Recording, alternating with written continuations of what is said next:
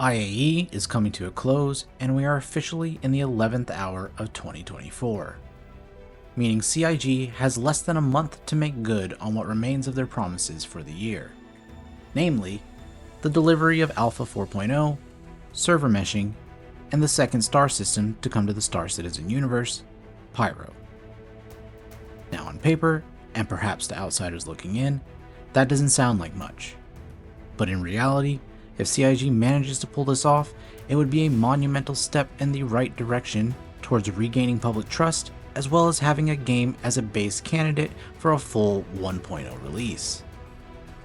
Bear in mind, I said base candidate, as 4.0 is intended to be the canvas for which all other game features, regardless of what stage of development they're in, are built upon. And let's be honest, even with a successful release of 4.0, we are still several years away from having enough functional features in-game to even begin the conversation of a full release. In this video, we're going to discuss what's at stake in the next 30 days, what the possible outcomes are, and what the probable outcome is, and what that means for Star Citizen as we head into 2025. Before we get started, I would like to take this chance to humbly ask that you hit the subscribe button if you like Star Citizen content, and so that you don't miss out when I publish new videos. This channel is just barely a month old, so any new subscribers are greatly appreciated. Plus, it lets me know that you enjoy my content.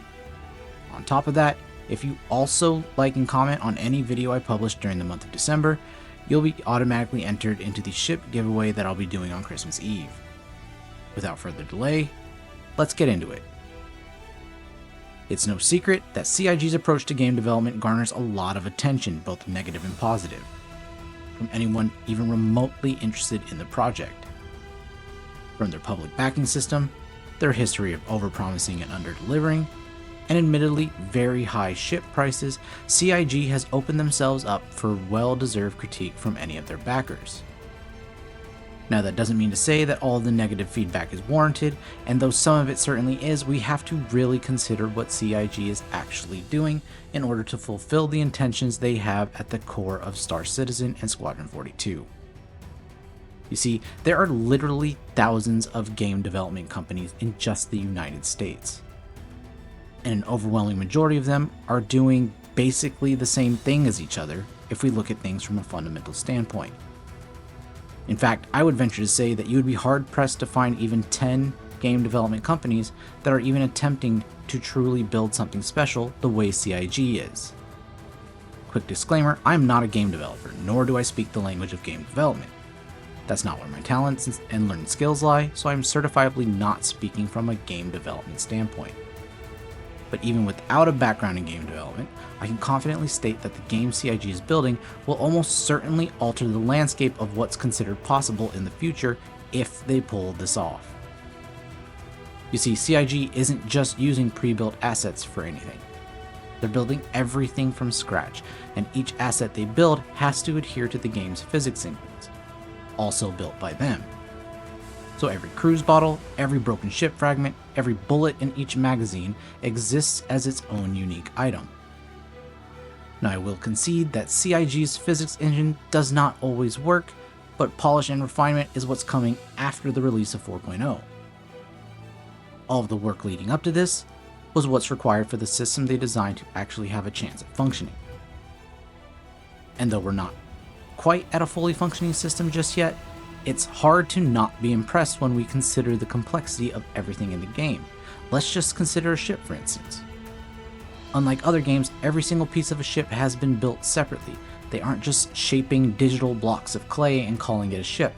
They're building each ship one piece at a time, and each piece needs to fit perfectly. And though things may feel clunky and far from optimized at the moment, this is naturally how big projects progress. We're still very much in the rough draft stages of the game's path to publication, and with all that said, that doesn't give CIG a free pass on everything. They are dealing with nearly $1 billion of publicly sourced money from backers, and that comes with some responsibility. They also have a responsibility to their developers and team members whose careers ride on their abilities to ship games as final products. So there's a lot at stake this next month, namely confidence in their mission. be it from the backers that make their vision possible, or the developers who may need to make a choice to join other projects as a means to advance their career.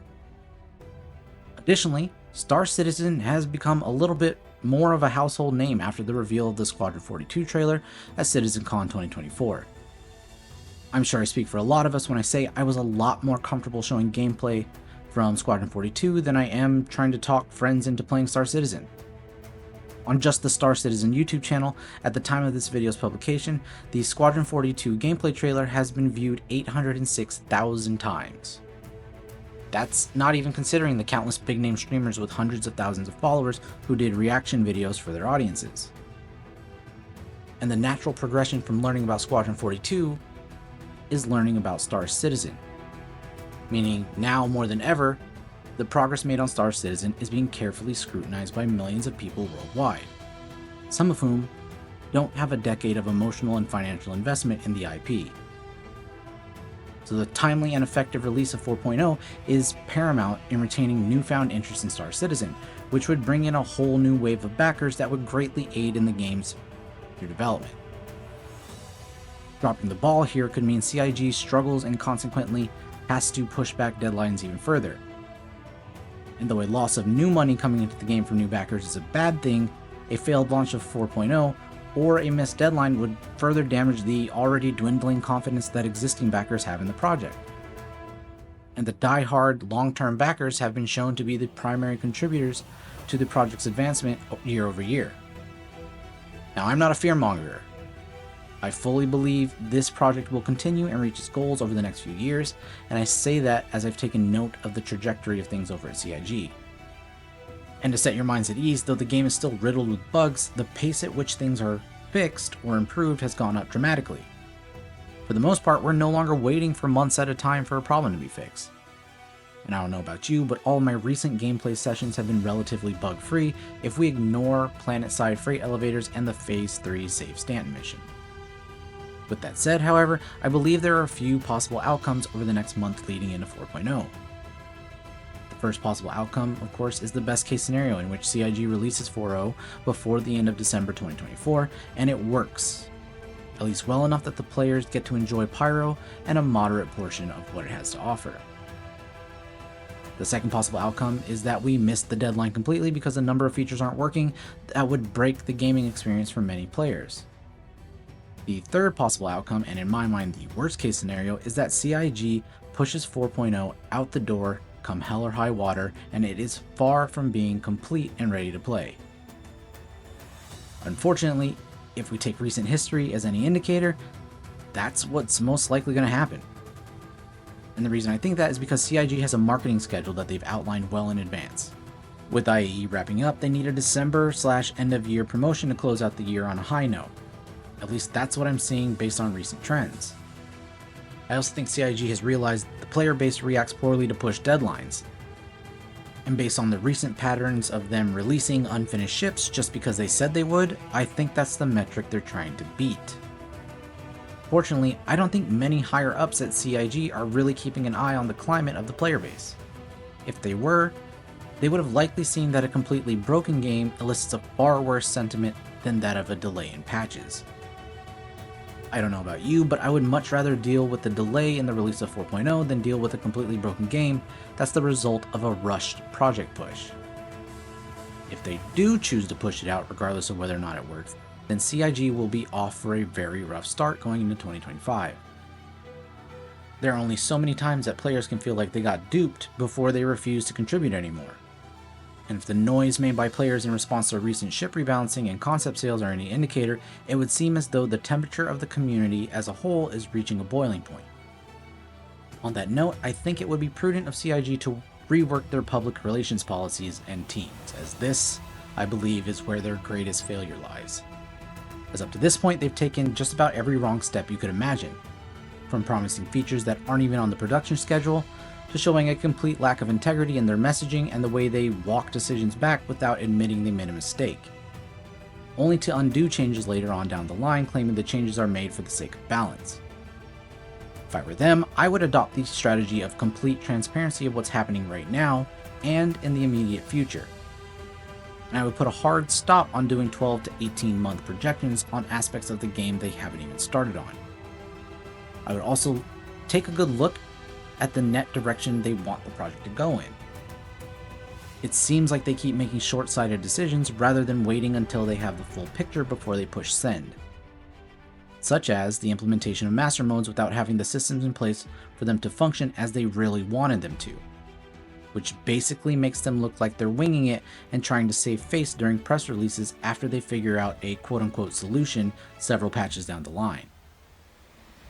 Now, I know a lot of this sounds negative, but I promise all of you, it comes from a good place and with good intentions. As backers of this project, we have the opportunity to give direct feedback to the teams at CIG. And I think it's important that we do so in an organized and conversational manner, taking into consideration the greater context of the project overall.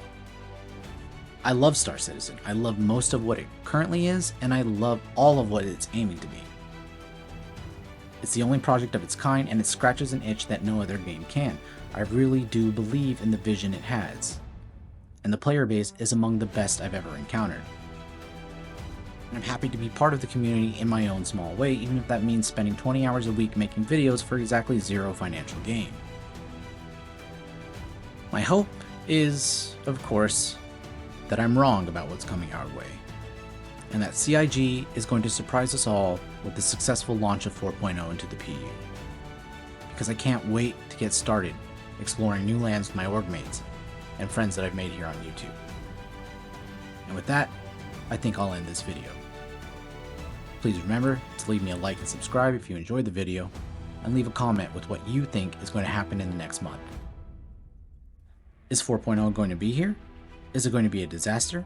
Or is it going to be delayed? I'd love to hear your thoughts. And as always, thank you for watching, and I'll see you in the verse.